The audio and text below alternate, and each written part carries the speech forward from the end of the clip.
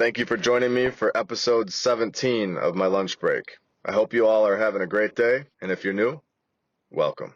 Okay, so you guys spoke, and it's clear. You all want this, so we're going to do it. When we get to 100,000 subscribers, I'll be putting out an hour episode where we go into the narrative and investigate for an entire hour. I'll be putting in hours of research. I'll make this an incredible eye-opener for everybody. Like I said in episode 16, this may take some time to get there, but who knows, maybe it'll go faster than we think.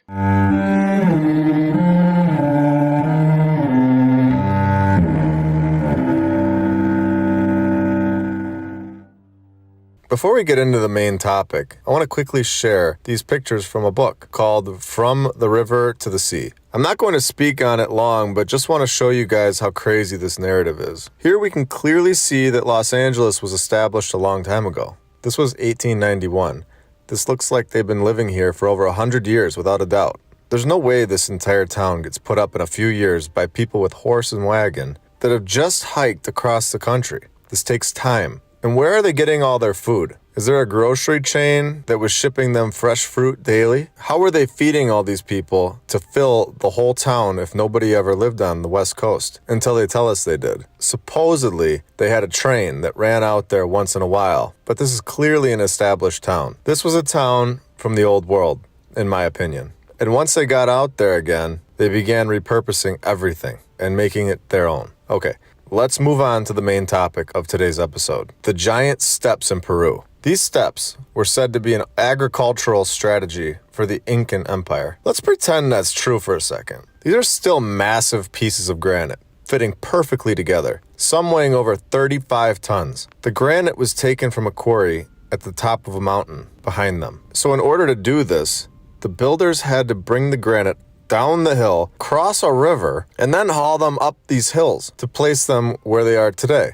I'm just going to be honest. This construction company would be the #1 selling stock in the stock market today. It would be the most impressive company in the world. You may say we could easily do this today. Say we could. Could we do it 200 years ago? You may say it's possible. Could we do it 300 years ago? You may say no. Okay, well, according to the narrative, this was supposedly built like 500 years ago. If you don't have red flags going off, then what do we do with you? We all know the mainstream narrative about history is completely screwed up. The timeline is a mess, and they can't seem to put their finger on anything that we really want to know about. So why should we believe their story at any point? About anything. Once I'm lied to once, that's about it. Twice, then I don't trust anything that's said anymore. And the narrator has lied to us hundreds of thousands of times. Well, I just wanted to let you all know that I'm about to start my own agricultural company. I really need to get these 35-ton granite blocks hauled down a mountain, through a river, and up another mountain just to get it started. I need to do this about 100 times. Does this make any sense at all? What are we even talking about? These are clearly stairs. They are 100% stairs. People from all over the world are attracted to this site for a reason, and they don't even understand why they're going there. They think they're seeing an agricultural site. Go visit a farm. No. These people know that this site is more than an agricultural site. It's not a farm. This was the home to giants. We know deep down that this is the truth. These are stairs for giants, and I don't need William Shakespeare to tell me. I can see with my own eyes. I know a giant staircase when I see one. The world is so much more fun and interesting once you've unlocked your mind and you're able to see what's actually in front of you. The possibilities become endless, and the truth becomes a reality. My giant stair rant is officially over for today, and I want to go to the Parthenon in Nashville, Tennessee. Why does Nashville have a Parthenon? And are we sure this was built in 1897 like we're told? It's a full-scale replica of the original Athens, Greece. My question is, if this is true, why are we doing this in the 1800s? We don't do this kind of stuff today. So what's going on here? Another World's Fair. So this was built for the World's Fair of 1897. Apparently, this World's Fair had a bunch of buildings that were based on ancient originals. Ancient originals? So I'm going to step out of the narrative, and so that everybody here at this point can understand that these were not based on ancient buildings. Of course they would keep them all. Oh, no.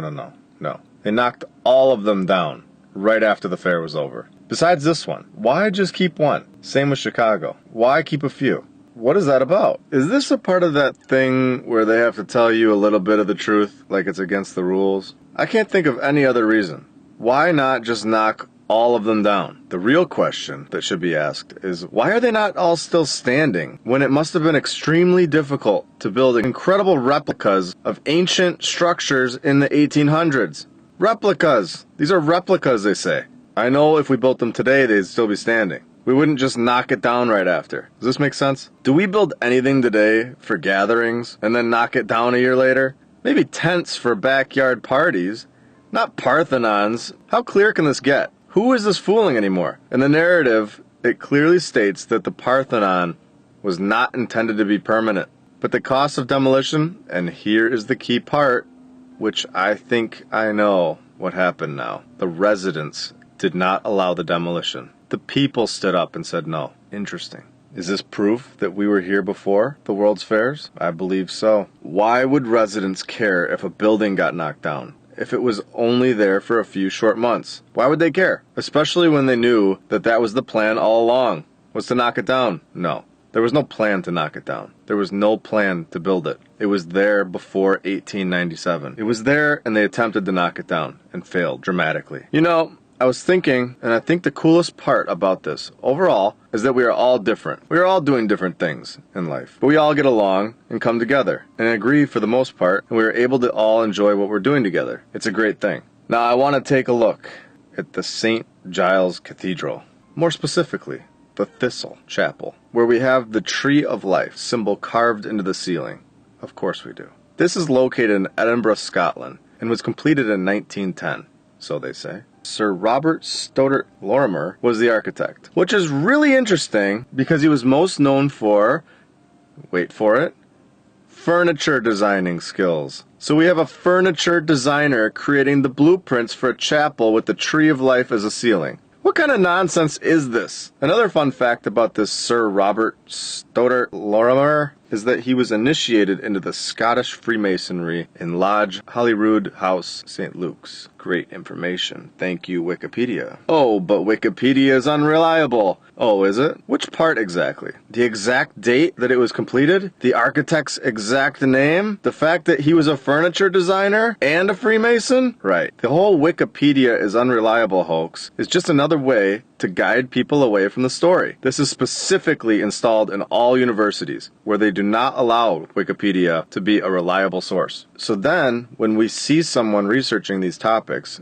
and using Wikipedia, it's immediately disregarded everything the person's saying, even when most of it or all of it is clearly fact and undeniable. And we will definitely be covering universities in the very near future. Now, am I reading this wrong? I don't think I am, but if I am, please correct me. They are saying that Sir Robert Stoddart Lorimer died in 1929, which is fine, I'll give that to them, that he built the Stowe School 1 year before he died. But when we go deeper into this and click on the Stowe School, it clearly states that it was completed in 1779. We have found a major narrative mess up here. They then try to go around it and basically say that it sat there for 144 years.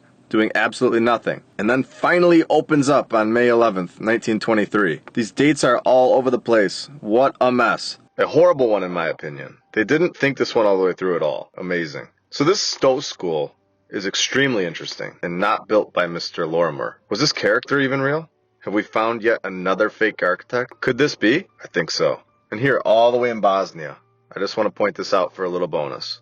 And maybe a little laugh. They just found this pyramid recently. So you're telling me they built this huge town right next to this big pyramid mountain and nobody noticed it? One day, did someone just wake up and look out the window and say, that mountain is looking a lot like a pyramid today? Absolutely insane. I hope you all enjoyed today's episode.